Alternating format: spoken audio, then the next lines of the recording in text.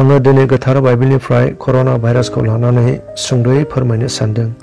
जों ओंखारलांनाय 1:1 नायलांब्ला नुनो मोनो जेब्ला इजराइलफ्रा मिसर देशआव फुरन राजाजों नासयजादोंमोन। बे समाव बिसोरनि नासयजानाया बारानिफ्राय बारा जालांदोंमोन। अब्ला फरबुआ फुरन राजानिफ्राय इजराइलफोरखौ दैखोनानै कानान हादराव लांनो थाखाय मसेनो बिथोन होदोंमोन। बिथोन होजानाय बायदि मसेया जेब्ला फुरन राजाजों रायलायो अब्ला राजाया इजराइलफोरखौ हगारनायनि बाथ्राखौ मसेनो होनाय जायाखैमोन। नाथाय उनथाराव फरबुआ इजराइलफोरखौ मिसर देशनिफ्राय दैखोबोनायनि राहाखौ मसेनो होनाय जायो।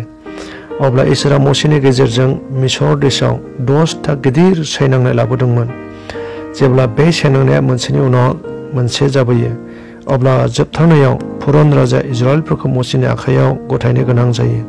जेब्ला मसेया इजराइलफोरखौ मिसर हादरनिफ्राय कानान हादर फारसे दैखोनानै लाङो बे समाव गासै इजराइलफोरखौ बुंखादोंमोन, नोंसोरो सासेबो इसोरनि बेरेखा हाबा दामाव एबा बेरेखा बाथ्राबो दाबुं होननानै।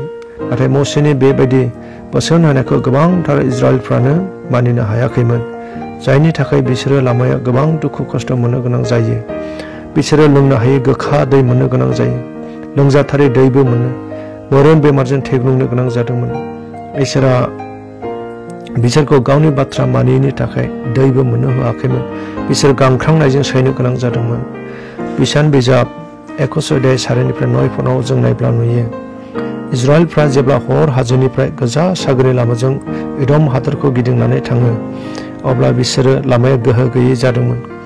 बे समाव राइटफ्रा इसोर आरो मसेनि जेंना बेबायदि बुंदों, बे मारु गोरान फोथार बारियाव सिथारनो मानो जोंखौ मिसर देशनिफ्राय दैखोनानै लाबोखो? बे जायगायाव जानो मुवाफोर आरो लोंनो दैबो गैया। बेबायदि उदायै मुवाखौ जाहोनानै जोङो थांनानै थानो हानाय नंलिया।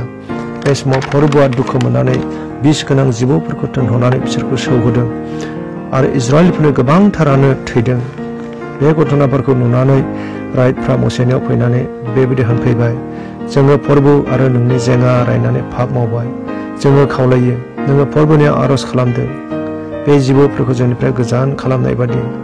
खावलायनाय बायदि मसेया राइटफोरनि थाखाय फरबुनियाव आर'ज खालामबाय। आरो फरबुआ मसेखौ होनबाय, फिथलाइनि जिबौ बानायनानै बेखौ थंसे खुन्थियायाव निसान बायदि दिखांनानै दोनदो। जिबौजों सौजानायफ्रा बेखौ नायब्लानो गोख्रों जाफिनगोन। फरबुनि थानाय बायदि मसेया बे फिथलाइनि जिबौ बानायनानै खुन्थियायाव दिखांनानै दोनबाय।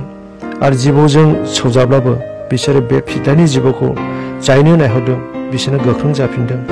अनलायग्रा लोगोफोर, इसोरा जिबौजों सौजानायफोरखौ मुलिजों फाहामनो थाखाय मसेनो बिथोन होआखैमोन। नाथाय फिथलाइनि जिबौ बानायनानैसो खुन्थियायाव दिखांनानै जिबौजों अरजानायफोरखौ नायहरनो थिनदों। आरो जायनि जिबौजों अरजादों बिसोरो फिथलाइनि जिबौखौ नायहरनानै साफ्रोमबो गोख्रों जाफिनदोंमोन। दिनैबो बुहुमनि गासै मानसिफ्रा इसोरनि बेरेखा हाबा मावनानै बेबायदि साजा मोननो गोनां जाबाय।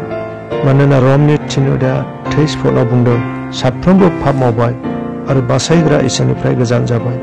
बेनि थाखायनो दासिमबो थार कर'ना भाइरासनि मुलिखौ मोनसेबो हादरा दिहुननो हायाखै। बेखायनो इजराइलफ्रा जेरै फिथलाइनि जिबौखौ नायहरनानै जिबौ सौजानायनिफ्राय रैखा मोनदों, दिनै जोंबो बे गिथावथाव कर'ना भाइरासनिफ्राय रैखाथि मोननो गोनां जायोब्ला जाय जिसु ख्रिस्टआ कालभारि क्रुसाव थैदोंमोन बै जिसुनि क्रुसाव थैनायखौ नायहरदो, अब्ला नोंथाङा बासायजागोन। मानोना बे इसोरा गोख्रों, बे इसोरा गिथावथाव सिंहनि गग्रानिफ्राय दानियेलखौ बायख'दोंमोन आरो जोंब्लावनाय अरनिफ्राय साद्रक मेशक आरो अबेदनग'खौ बायख'दोंमोन। जोंब्लावनाय अरनि गेजेराव थाब्लाबो बे साद्रक मेशक आरो अबेदनग'नि मोदोमाव मोनसेबो अरनि दागोन मोननो हायाखैमोन। बेनिखायनो मार्कस 2:10-12 बुंदों, पाप खेमा आरो सोखानो हानाय गोहोखौ मानसिनि बिसा हौवा जिसु ख्रिस्टनोसो होदों होननानै बे जिसु ख्रिस्टनाव बासायजानाय दङ आरो बे जिसु ख्रिस्टनाव सोखाजानाय दङ। बेनिखायनो जों फै बे गिथावथाव भाइरासनिफ्राय जों बारग'नो थाखाय बै क्रुसाव थैनाय जिसु ख्रिस्टखौ नायहरनि। आंनि बे गोथार बाइबेलनिफ्राय सुंद' इसोरनि बाथ्रा बुंनायखौ खोनासंनाय साफ्रोमबोनिसिम आंनि अननाय आरो सिबिनायखौ हरनानै एसेयावनो दोनथ'नाय जाबाय। गोजोन्थों।